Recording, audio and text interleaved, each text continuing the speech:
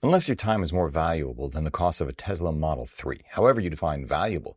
And actual ROI calculation is the usual basis for such things, as might be the question, are you a high-end professional video editor working primarily in 6K or 8K without proxies, but hey, to each his own?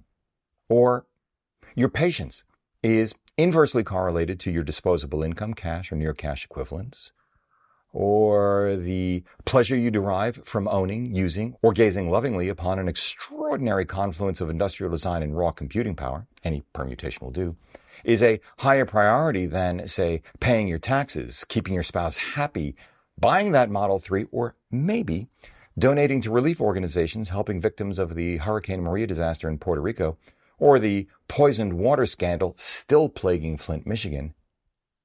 This computer is not for you. A 2018 maxed out 27-inch iMac, or if you really need it, iMac Pro is a better value for the rest of us, which is why I still have one behind me.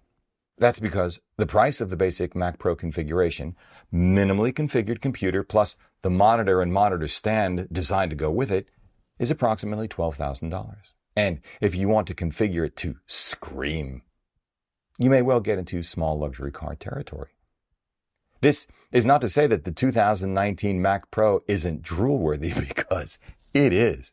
I've been walking around the house the last 2 days looking more than anything else like our golden retriever Sophie, staring at Claudia's dinner plate in anticipation of scraps.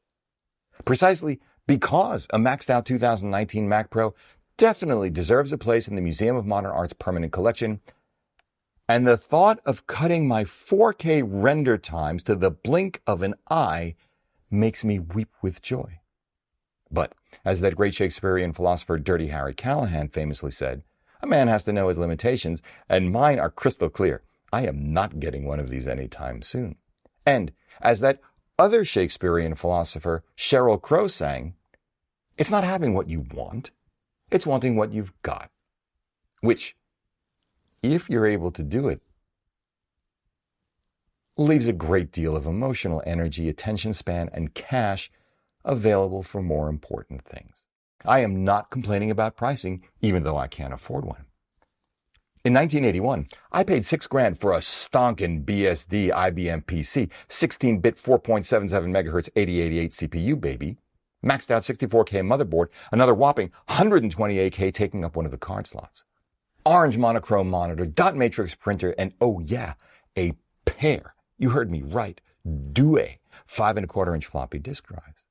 $6,000 back in 81 would be worth almost $17,000 now. See what I mean?